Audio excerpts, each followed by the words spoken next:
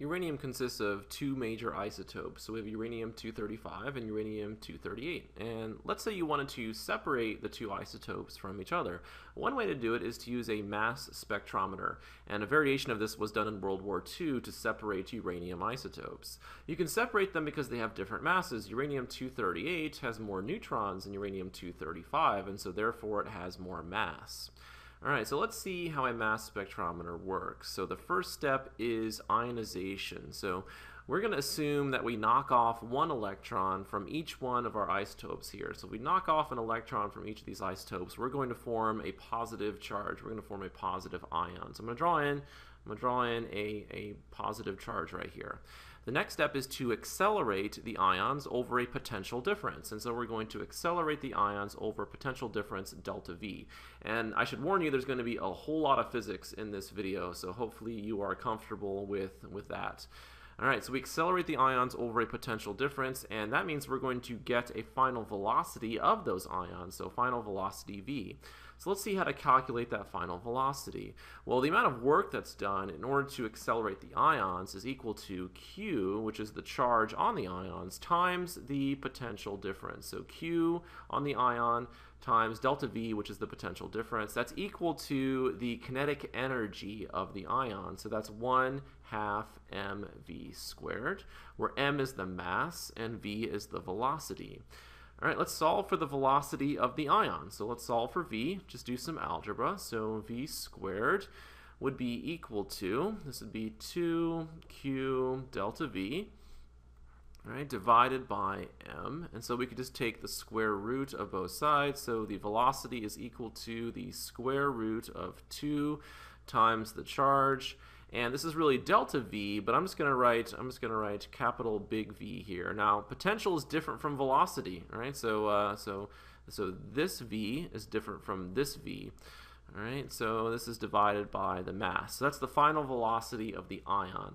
So when the ion enters this portion of the mass spectrometer, it's moving in this direction with a velocity V. This region of the mass spectrometer has a magnetic field in it. So let's say we have a uniform magnetic field that's pointing directly out of the page. So it's coming straight at you. And so this is meant to represent, like if you're looking at the tip of an arrow, like if you point an arrow directly at your eye, right, you would see the tip of the arrow pointing at you. So this is the magnetic field, and in physics we represent magnetic field with B. All right, the moving ion is going to experience a magnetic force due to the presence of that magnetic field, and that magnetic force is equal to Q, which is the charge of the ion once again, V cross B. So let's run through these things. Q is the charge on the ion, V is the velocity of the ion, and B is the magnetic field. All right, so the first thing that we're going to do is figure out the direction of the magnetic force on that ion. And to do that, we use one version of the right-hand rule. So V is our first vector, and that's the velocity vector. And the velocity vector is in the plane of the page directed up. And so you can see I have my fingers pointing in the direction of that velocity vector. So it's flat in the plane of the page, but it's pointing towards the top. All right, next we think about our second vector, right? That's our magnetic field vector, which is coming directly out at us, right? So it's like pointing at us. That's straight out of the page.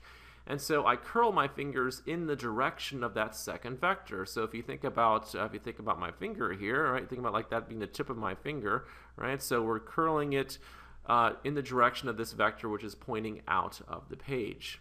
All right, finally, once we finish curling our fingers here, your thumb of your right hand is forced to point in the direction of the magnetic force on a positive charge. Right? So my thumb has to point to the right here. So that's the direction of the magnetic force on this ion. So when the ion enters the magnetic field, it's going to experience a magnetic force pointed to the right.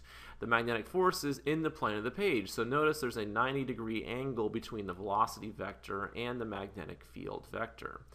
And so if the magnetic field weren't there, the ion would just continue moving in this direction, but since there is a magnetic force, right, it's going to cause the ion to deflect. It's going to cause the ion to move in a circle. So the ion is going to move in a circle, All right, so it's going to move in this direction. All right, so I'm going to attempt to sketch in a semicircle here, so you get the idea. So there's my semicircle. And a little bit of intuition about why the ion is going to move in this circular path.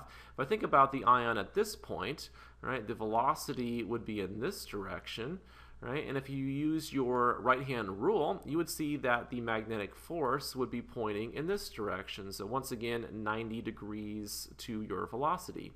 So the magnetic force always points towards the center of this circle, and so that's a centripetal force.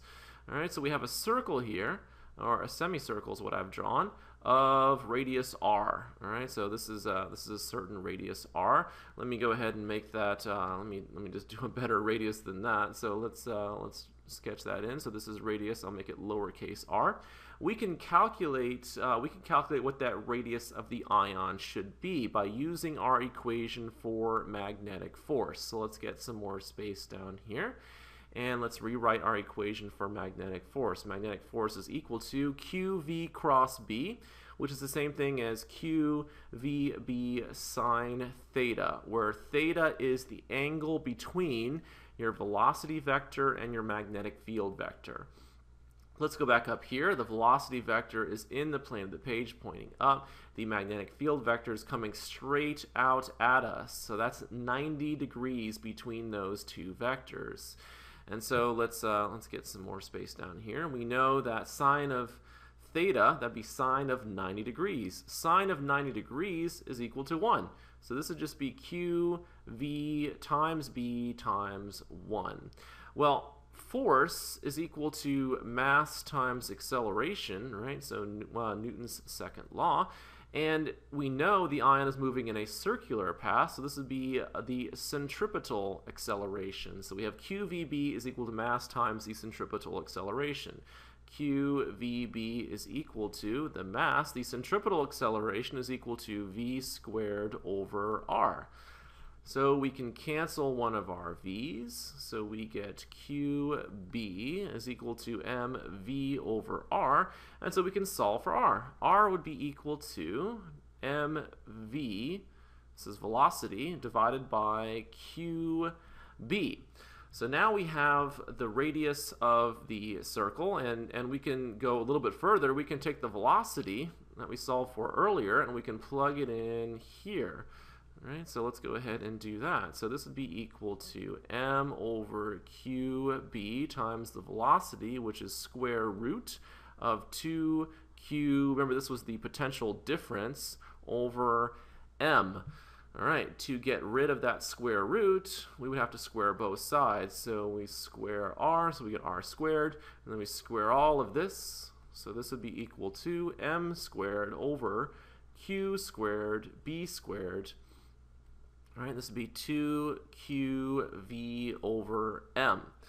So now we can cancel a few things. We can cancel one of the m's, and we can cancel one of the q's. So we get r squared is equal to m2 times the potential difference divided by q times b squared.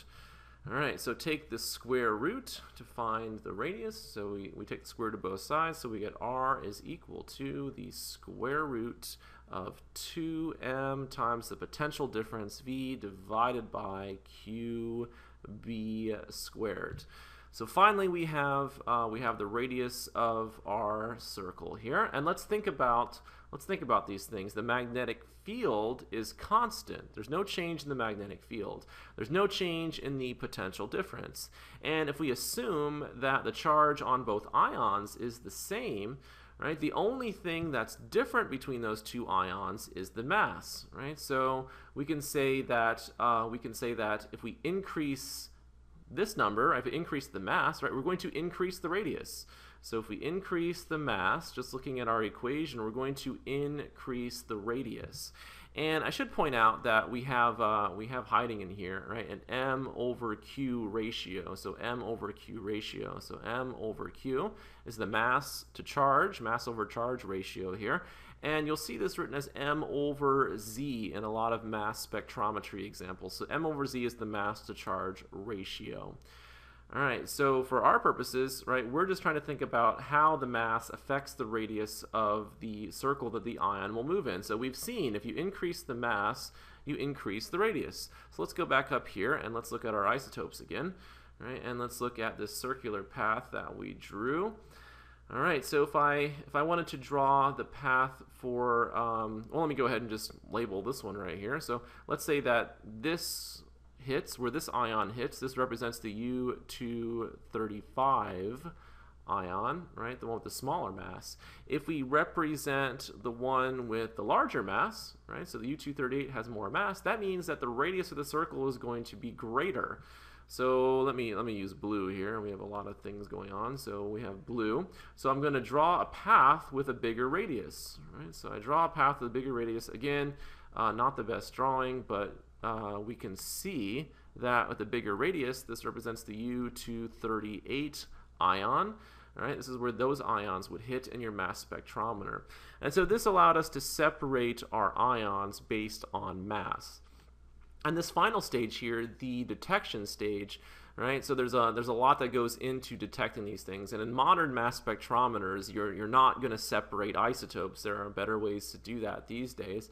But this is just a nice way to introduce how a mass spectrometer works. In modern mass spectrometers, you're going to use it to get very accurate masses. All right, and so we'll in some other videos we can talk about that.